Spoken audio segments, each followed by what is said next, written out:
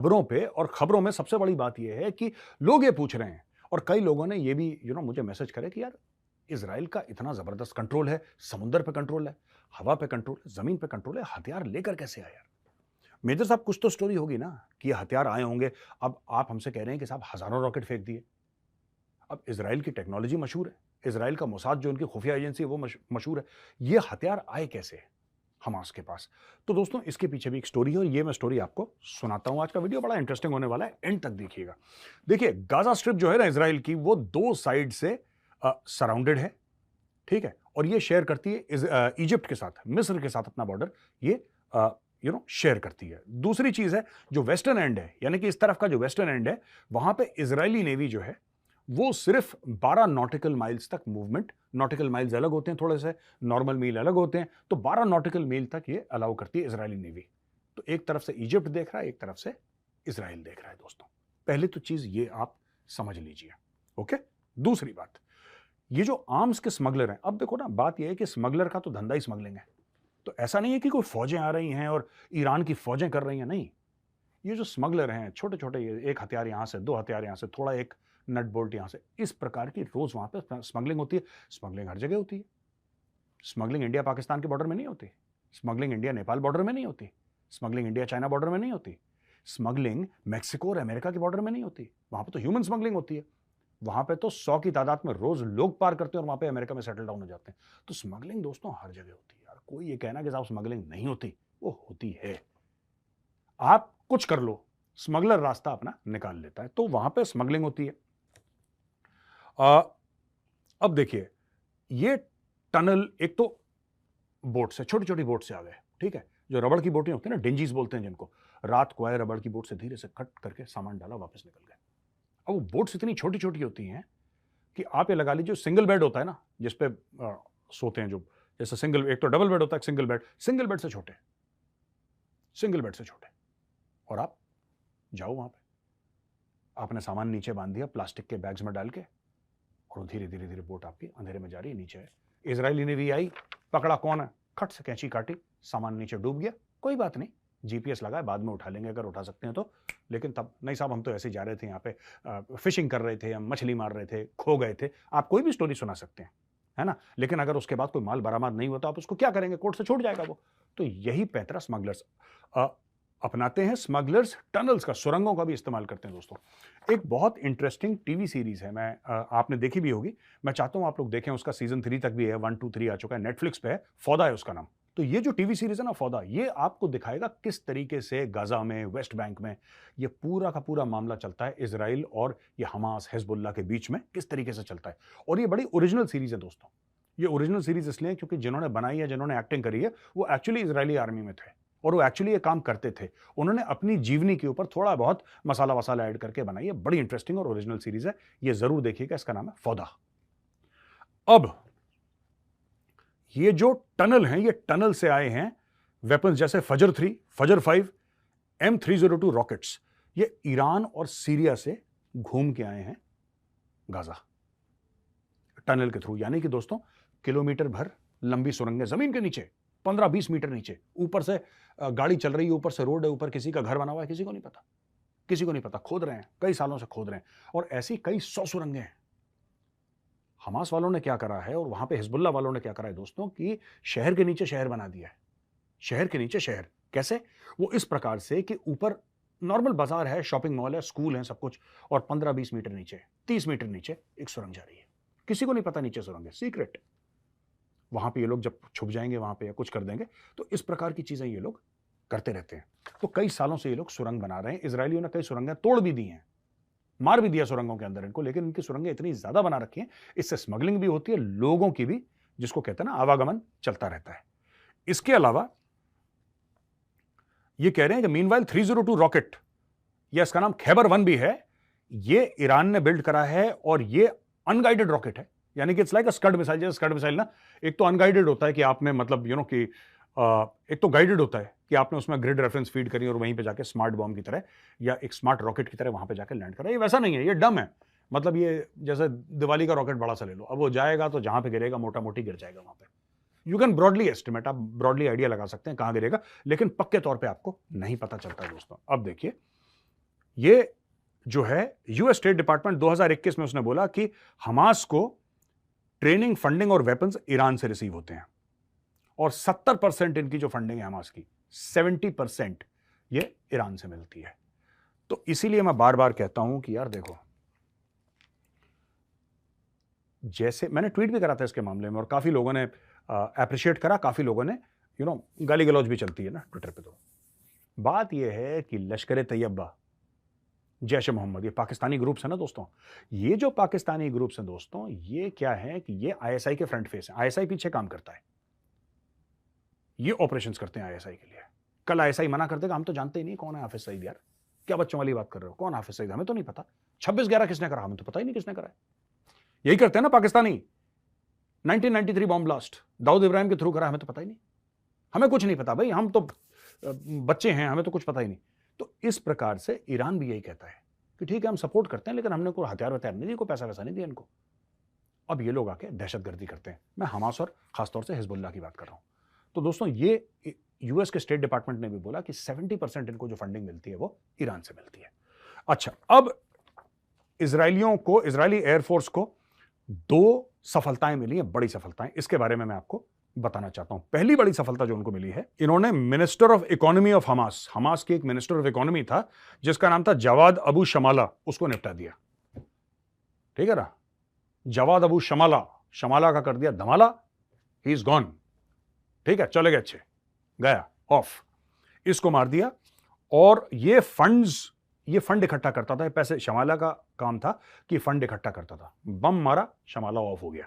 ठीक है दोस्तों, इसको निपटा दिया। और इसके अलावा ये पॉलिटिकल ब्यूरो ऑफ हमास का जकारिया अबू मामर, ये जकारिया अबू आमिर था, ये head of ministry of national relations, ये पॉलिसी ब्यूरो ऑफ हमास में था, गजा में बड़ा सीनियर मेंबर, मतलब कि बॉस के नीचे वाला, इमीडिएट जो फर्स्ट ईयर होता है ना वो, उसको भी इजरायली एयरफोर्स ने मारा बम, वहां पे इसको उड़ा दिया। तो 2 मंत्री इन्होंने पिछले 24 घंटे में हमास के उड़ा दिए।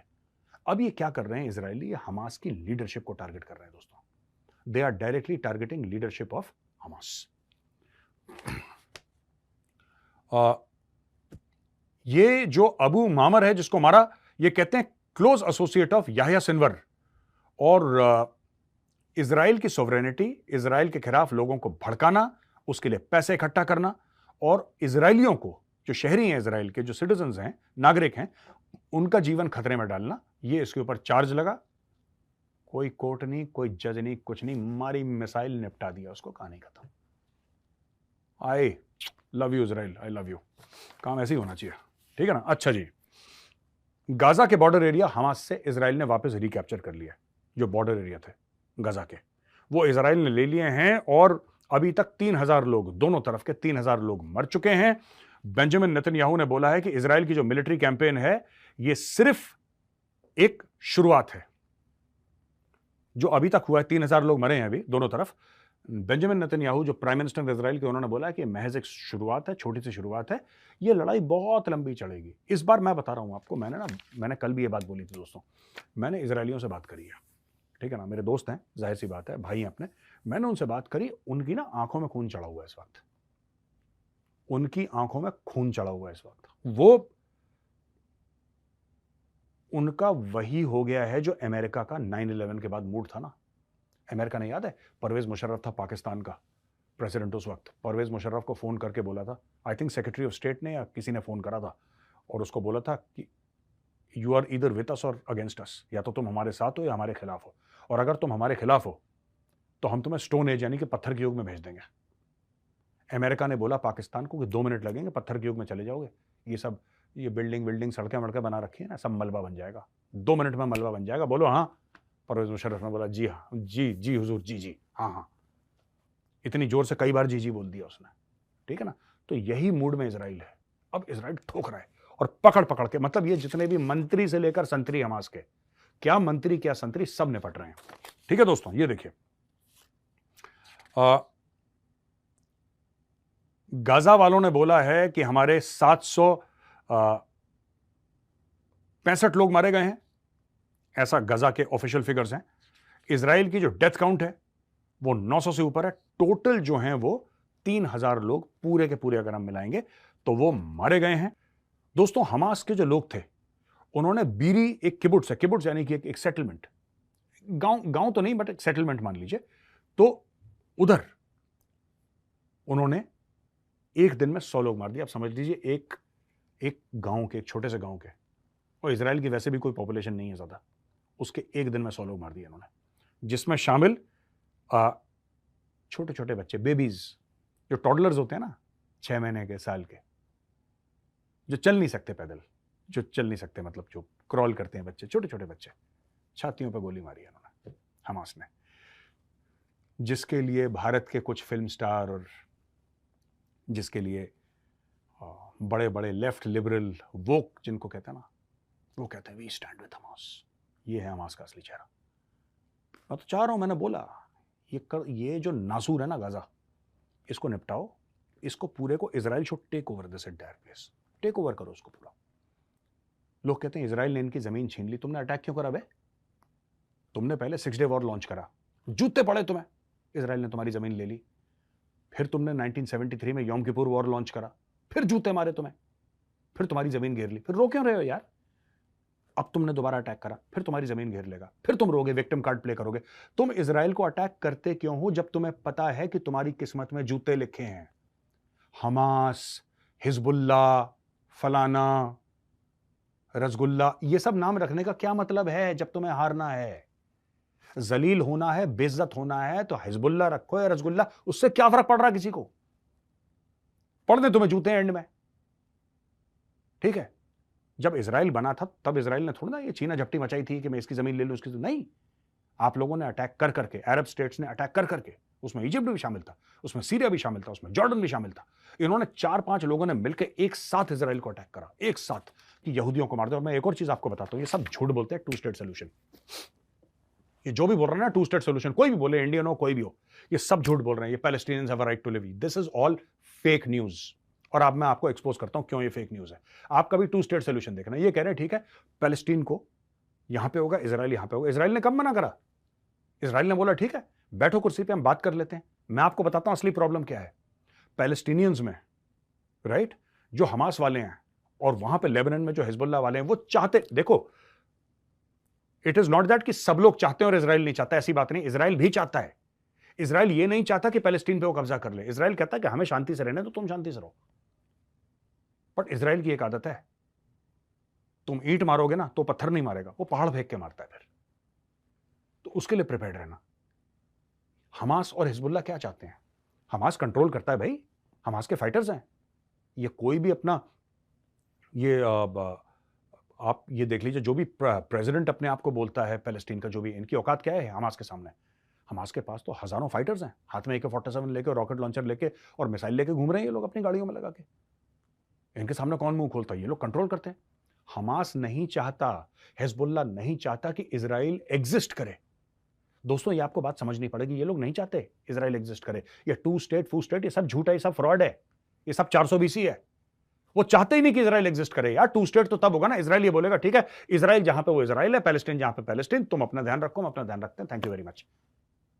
ठीक है, अब किस तारीख से हम लेंगे, कौन किसको टेरिटरी वापस करेगा? हमने अटैक करा था, इजराइल ने ये घेर लिया, वो घेर लिया, वेस्ट बैंक की बात है और दुनिया भर की चीजें, वो बात की बात है कि किसकी टेरिटरी किसके पास आएगी।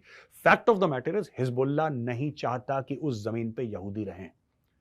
हमास नहीं चाहता कि इजराइल जैसा कोई भी चीज नक्शे में रहे। वो कहते हैं सारे यहूदियों को मार दो और सब इजराइल को डिस्ट्रॉय कर दो, that is what they want. तो this 2 state solution is just on a piece of paper. It means nothing, it means zero. And I don't agree with the 2 state solution. यार मैं तो बोल रहा हूं, मैं अग्री नहीं करता, मैं अग्री नहीं। इनको निपटाओ यार, मैं बता रहा हूं, सबसे पहले इनको निपटाओ, पकड़ पकड़ के निपटाओ, ये तभी मानेंगे, लातों के भूत हैं इजराइलियों। और मैं कह रहा हूं this is Israel's fault also, you were too nice. The fault of Israel is you were too nice. You thought that by giving jobs you could win them over, by looking after their parents, looking after their kids, you could win them over, and this is what they did. They backstabbed you. India has done, and India has committed the same folly before. We believed Pakistan. Atal Bihari Vajpayee ji went to the Minar-e-Pakistan and they were planning Kargil. आप इन लोगों पे भरोसा नहीं कर सकते, ना आप Hamas पे भरोसा कर सकते हैं, ना आप पाकिस्तान पे, आप इन पे भरोसा नहीं कर सकते। ये अगर शांति की बात कर रहे हैं तो उस वक्त इनकी औकात नहीं है आपका बुरा करने की। ये इसलिए अमन की बात कर रहे हैं। जिस दिन इनके पास काबिलियत होगी, जिस दिन इनके पास कैपेबिलिटी होगी, ये घरों में आपके बच्चों को मारेंगे। आप मान के चलिए बच्चों को मारेंगे, क्योंकि इनका मकसद यही है।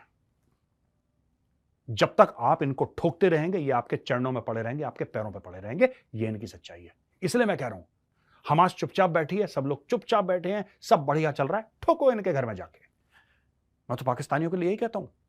पाकिस्तानी चुप बैठे हैं ना, अब ज्यादा कुछ नहीं कर रहे, थोड़े बहुत चुटपुट चल रहा है कश्मीर में, ज्यादा कुछ नहीं हो रहा ना, ये वक्त है ठोको पाकिस्तानियों को। ठोको पाकिस्तानी को, ठोक ठोक के हलवा बना दो इनकी फौज का, और मारते रहो इनको, कूटते रहो उनको, कूटते रहो, बजाते रहो भाई, बजाते रहो। वो एफएम में कहता ना, बंदा बजाते रहो, बजाते रहो, तभी भारत में शांति होगी। दोस्तों, खून बहेगा। ये मैं इजरायलियों से कह रहा हूं और ये मैं इंडियन से कह रहा हूं, मैं दोनों से कह रहा हूं, खून बहेगा। अब खून इधर बहाना है आपको, खुद का या दुश्मन का बहाना, ये आप सोच लो। खून बहेगा, किसका बहेगा, this is for you to decide. आप मन पक्का कर लो कि खून कहां पे बहेगा। शांति वांति, अमन वमन, ये कुछ नहीं होता। ये बाबा जी का चूरन है, ये आपको बेचा गया है, झूठ है, फ्रॉड है, 420 या फरेब है। ठीक है।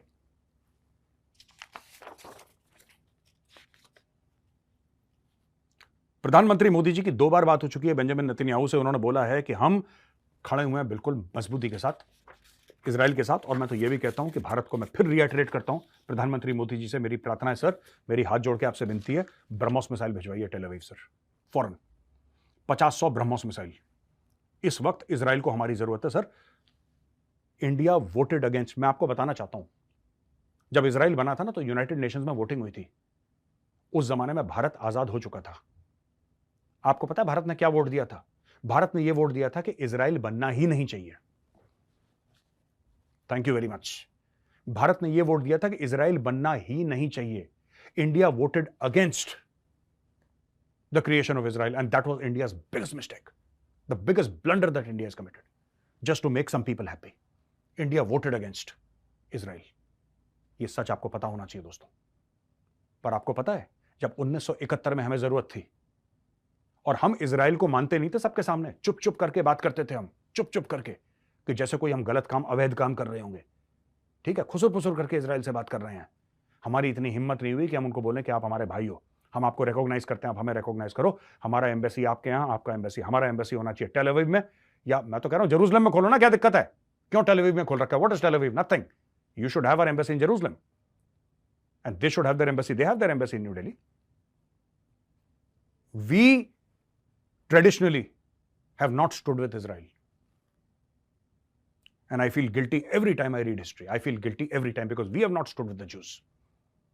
Because of whatever XYZ pressure. मैं कुछ बोल दूंगा, लोग बोलेंगे मेजर तुम तो कम्युनल हो, लेकिन ये बात सच है। इन लोगों ने क्या करा? जो पहले पॉलिटिकल पार्टीज थी, भारत के मुसलमानों को बुरा लगेगा अगर हमने पैलेस्टीन के खिलाफ, भारत के मुसलमानों क्या लेने देना पैलेस्टीन से यार? क्या लेने देना उनका? कुछ नहीं कह रहे भारत के मुसलमान, चुपचाप बैठे हुए हैं, अपने काम धंधे में लगे सब लोग। ठीक है, कुछ लोग हैं जो कहते हैं, वो तो हर समय कहते हैं, कुछ ना कुछ लोग, हिंदू भी कह रहे हैं, मुसलमान भी कह रहे हैं, सिख भी कह रहे हैं, ईसाई भी कह रहे हैं, तो नोबडी इज बॉदर्ड यार, सबके अपने काम है। You did not stand with Israel when Israel needed you the most, but when you needed Israel, Israel stood with you. Is this friendship? दोस्ती ऐसे होती है? 1971 में किसने आपकी मदद करी? इजराइल ने। जो कारगिल में पाकिस्तानी, जब वो जानवर चढ़ गए थे, भेड़िए चढ़ गए थे पहाड़ों पे, तो जो लेजर गाइडेड टेक्नोलॉजी थी, जो आपके एयरफोर्स ने बम मारे थे, वो किसने दिए थे आपको? इजराइल ने। जब आपने बालाकोट की स्ट्राइक करी थी, तो स्पाइस 2000 बॉम्ब्स का याद है आपको? स्पाइस 2000 बॉम्ब्स, जिन्होंने वो 300 टेररिस्ट मारे थे जैश ए मोहम्मद के, वो किसने वेपन दिए थे आपको? इजराइल ने दिए थे। ऐसे 10 और एग्जाम्पल मैं आपको दे सकता हूं, जो इजराइल हर समय खड़ा हुआ। आपने इजराइल को माना नहीं माना, इजराइल आपके सामने खड़ा हुआ, और आप क्या कर रहे हैं? हम ये नहीं करेंगे, हम ये नहीं करेंगे। मैं तो कह रहा हूं, इजराइल को ब्रह्मोस दो, इजराइल को पिनाका दो, यहां से भेजो भर भर के इंडियन एयरफोर्स के जहाज भेजो, और बोलो ठोको, हम तुम्हारे साथ खड़े हैं, हम तुम्हारे साथ खड़े हैं, ठोको इनको। और अगर और कुछ मदद चाहिए तो और बताओ भाइयों, पैसा चाहिए बोलो, फौजी चाहिए बोलो, हमारे फौजियों की भी प्रैक्टिस हो जाएगी। हम भी तो कूटा है हमास वालों को जाके। भेजो एक रेजिमेंट पूरी, 2-3 रेजिमेंट, 5 रेजिमेंट टैंक्स की, अर्जुन की, T-90s की, अंदर घुसो गाजा के, और बना दो उसका पार्किंग लॉट। बहुत खुजली हो रही है ना हमास को। मैं बता रहा हूं, इंडियन आर्मी और इजरायली आर्मी को मिलके there should be a full blown para SF operation inside Gaza.